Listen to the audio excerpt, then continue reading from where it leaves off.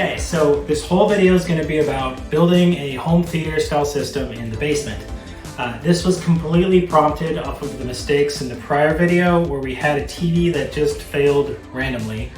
We have an old projector, it was like $80, nothing fancy, and we thought, oh, it'd be kind of cool to build a home theater with it and work on that. So there's two sides to this project. The first is building the wooden base and a wooden platform so we can project the images onto something. The platform, I want it to have kind of a nice, cloth on it so that it's not just projecting randomly on this kind of grainy kind of look to it. I want the colors to look kind of vibrant. In the second part, once that's all built, we're gonna take the projector, which doesn't have anything fancy on it, and maybe add some things to make it a bit more fancy. So one of the things is the projector itself, we want it to be able to rotate, tilt, all the things required to calibrate the projected image to be in the four corners of the screen. But further, once we can manually control that, if someone were to come along and just like bump the system and it's like, yeah, and it's like pointing over there, it would be cool to have it so that if you turn the system off and you turn it back on, it would be like, and it would come back to that like four-cornered projection. So before we get into that kind of more fun aspects of the project, we first need to just build the platform.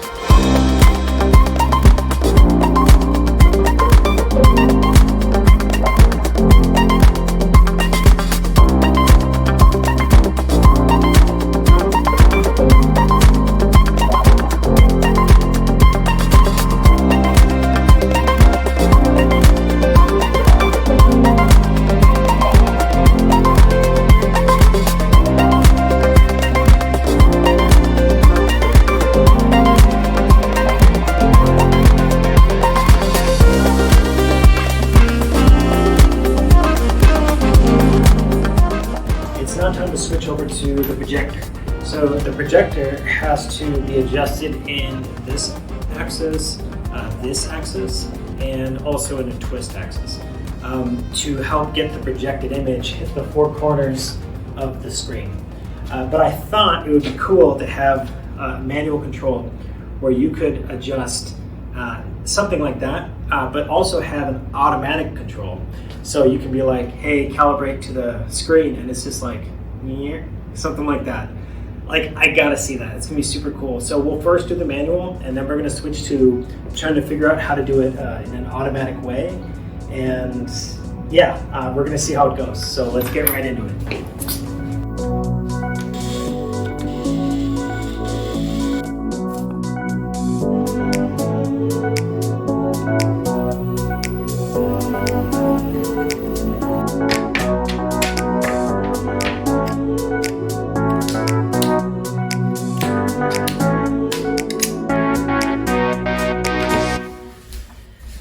Okay, so here it is. This thing is called a universal joint, and what it can do is pivot in one direction or pivot in the other direction. So just as a reminder, the projector is going to be going below this, and the ceiling is going to be going somewhere above this. The next stage of this project is going to say, hey, I actually want to move this to a certain position, as well as move this to a certain position, which is going to require two actuators.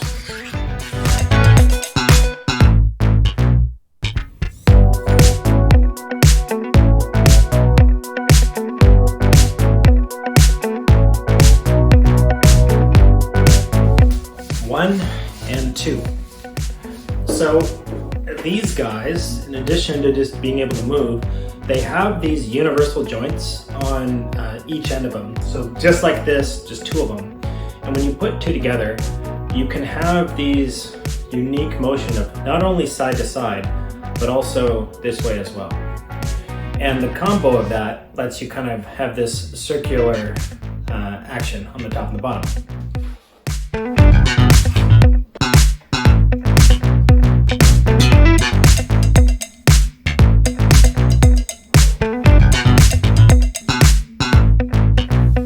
Here we are. I did a quick fit of this thing and all the holes seem to be lining up. I'm not going to screw it down just yet. I'm going to hold off for quite some time actually. A quick quick note on this thing. The thing I was most surprised by was I thought there was going to be some play in this. Play meaning like kind of wiggly. And to help kind of prepare for that, I added all of these holes on the top, holes on the bottom surface, and I was planning on adding a spring here as well as a spring in the front, or different combinations of springs to basically make it so that it's always tensioned. But it seems like I'm not going to have to do that, which is a happy surprise because I didn't think springs would look all that nice. The next thing to do here is to add the top axis because I need this whole thing to rotate.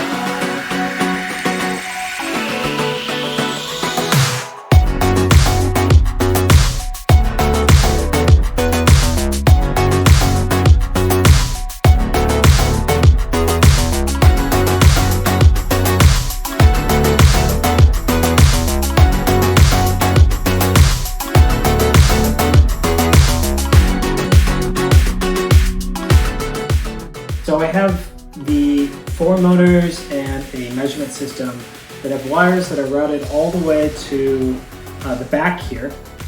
And those wires are then routed to the inside assembly here. The 2 actuators are similar. They have the motors, the potentiometers, and all of that stuff routed to the inside of the assembly as well. The reason for that is, one, it's much tidier to have all the wires in the inside, but also I designed a circuit board using Easy EDA, and I ordered through JLC PCB, or it might have been PCBWay. Either way, both companies produce circuit boards that are really, really good quality. So the cheaper one seems like the better one. This will be mounted at a 45-degree angle, I think, between the 2 actuators. And notice that there's obviously space. This thing would collide with the ceiling. The next thing here is to 3D print an upper assembly that will actually mount to the ceiling. That's going to be at least this high. Maybe some venting because the circuitry and stuff don't want it to get too hot. So let's see. What I'm going to do immediately next is populate this board with all of the components and stuff, mount it in place, and then have that upper assembly that I was just talking about. Maybe also have some overhanging hangman type setup where I can just mount it in place and it can then rotate. And after that, finally get into programming and see some movement, which would be cool.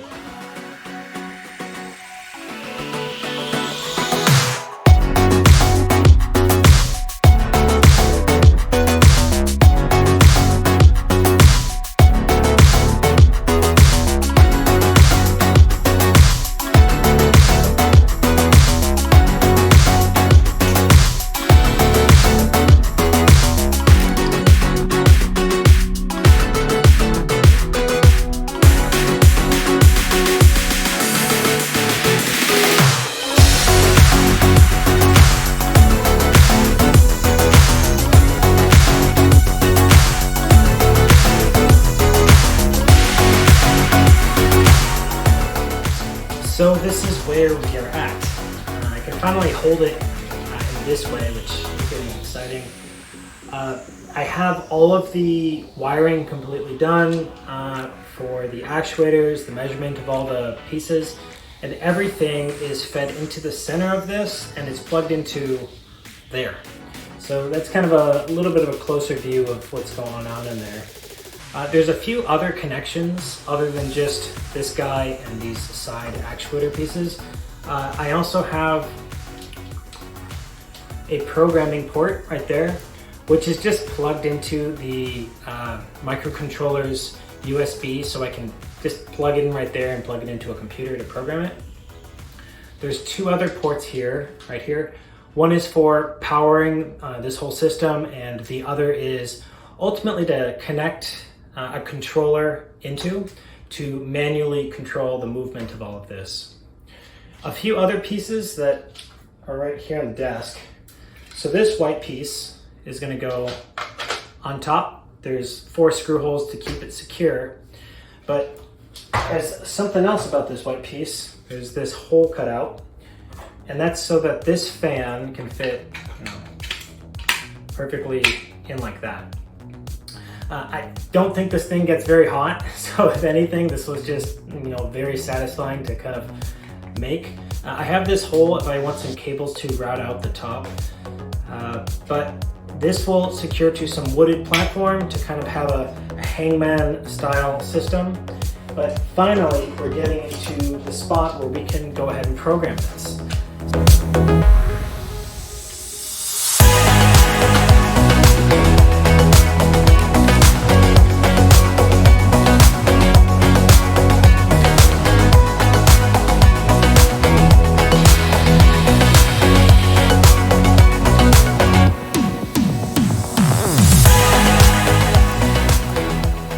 So everything is wired up. I think I've said that once or twice at this point, but we're finally ready for a demo. There's 2 demos that I want to do, one now and then one later. The one now, I have a tilt sensor that's going to basically try to make it so that this plate always stays level no matter what. So it's going to use this, and then rotation to keep it level, but also that it's pointed in a particular direction. So let's go through the demo and then talk about it. So this cable is the power cable. I have a quick disconnect and 12-volt power supply and a switch. So when I turn on the switch, fan kicks on, you hear the motor start to kick on. The first axis is, let's just say this one. If I tilt this way, it tries to keep this, you know, level as much as it can. Then if I were to tilt forward or back, the back one tries to do the same.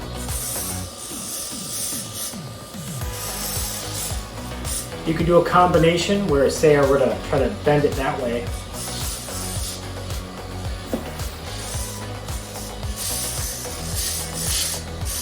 It still tries to compensate. Obviously there's a limit, because if this goes all the way down, it can't actually compensate anymore because there's no more travel that it can go. But once it goes into the region and having to tip back the other way, they re-engage to try to keep it level again.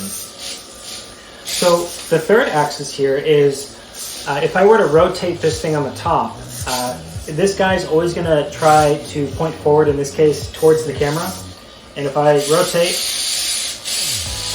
you can see that it's able to do that for the most part. You can have any combination of the 3, where say we did at the angle and then we rotated it. It's trying to keep it level and also trying to keep it pointed forward, and it's doing a reasonable job at that. If I turn it off, just to show, pointed forward is just because it booted up being pointed forward. If I were to turn this thing around, it's now pointed kind of towards the wall, and you can see these guys moving a bit more. Boot it up. It thinks that this direction's forward. So if I were to rotate now, it's trying to align it with that being the forward arrow.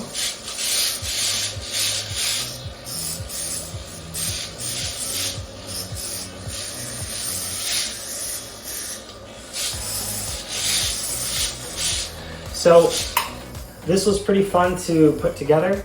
The next thing that I want to do is make the handheld controller so I can control all the axes independently and I've already ordered the circuit board from JLC PCB to have all the inputs for the controller to send it here to control all the things. But it's going to take, I don't know, a few weeks for it to arrive. There was also a rain that we had. It was a pretty big storm, and there was some water leaking into the basement. And I thought, okay, if you're watching a movie down there, the last thing you want is like to have like wet feet and stuff. So while I'm waiting for the circuit board, I'm going to build a platform that's about 1.5 inches off the ground. That way, if there is any water that comes down there, it'll just go underneath the platform and you can kind of still watch the movie, I guess.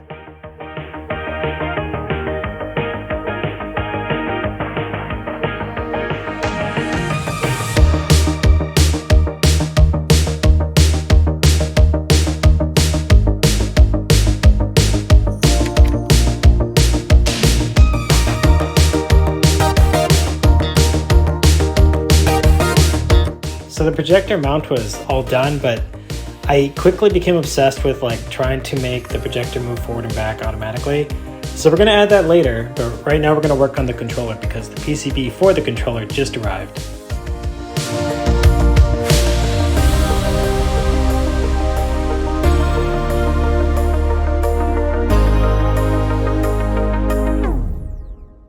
Okay, so here's the controller. We have a switch on the top, momentary switch, a joystick, potentiometer for rotation, a port for power in and out, data in and out, and a programming port on the bottom. The front face is just held on by some magnets just for easy access. Before I get into this controlling things, I want to move on to the fourth axis, which I kind of explained before, but the basis is if this was the projector, I want to be able to control it going forward and back. Once it was in my mind, I couldn't see not having it. So we're gonna start with the drawing and then we're gonna go into a build.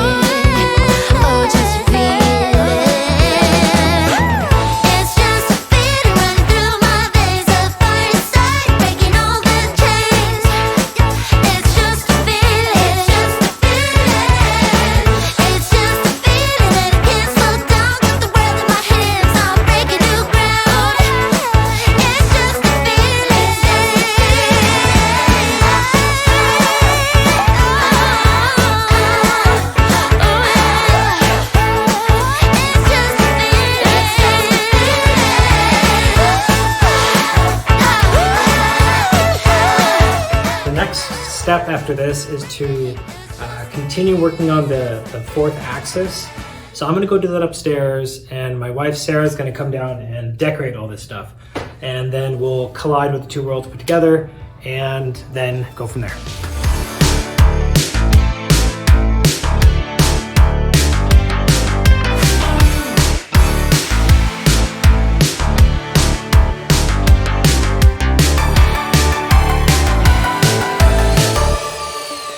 So right now, the linear part is just pulled out of the system as I was playing with the programming.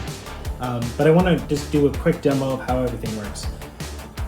Right now the system is on, but because I have not plugged in the actual cable into the controller, all of the motors are disengaged.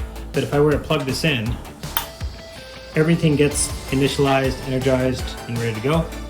So joystick is going to control that axis, and then any combination. And this guy will control rotation. and this guy, which is the forward and back. If it's in one direction, I can spin it in one direction. If it's in the other direction, I have the ability to bring it back. And if everything is going, for instance, but the controller gets detached, everything just turns off because you don't want things just moving when the inputs are disconnected. Once it's reconnected again, everything kind of goes back in place and it's getting commands from the controller. So now that all of this is working, nothing else is breaking, at least off camera, I want to actually put this inside of this and have that linear rail and actually tighten all these bolts, flip it upside down, maybe add the projector. So along that road, and this going into this, we're going to make it look like this right now.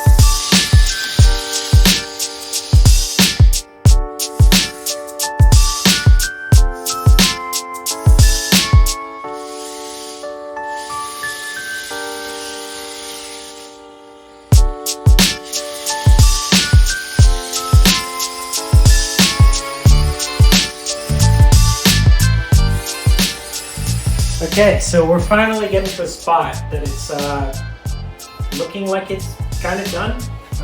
So here's the controller, and right now I set a value from all the values from the controller to have this go to a certain spot. If I were to disconnect this, I thought this was pretty cool, and somebody just wanted to create some mischief. If you set it to a new position, so I'm just going to go through and change all 4 axes, and which one do I have left? I did this one, yeah, and then rotation. The second somebody powers it on again, it'll go back to that prior position because it has the previous value saved to memory, which you had to, activate in the programming to actually use. So that said, if I were to take this controller and plug it back in, it's now in listening mode. So if I were to say go to this position and rotate to there and go, bring it all the way like that. And if I were to disconnect it, and finally I were to power it off, the second I plug it back in, it stays at that new position. It didn't go to that prior position because this is the new calibrated state. So that was cool. It's a little bit of a headache to actually get it working. And the funny part is you only need to set this once, because once it's projecting the image exactly where you want it, you never have to change it again. So what's the point of this? But it was really fun to figure all this stuff out. And the next part of this is to bring it downstairs and suspend it from the ceiling using 4 of these guys. I don't cross my T's, I don't dot my I's, I won't say pretty please, or speak in little white lies.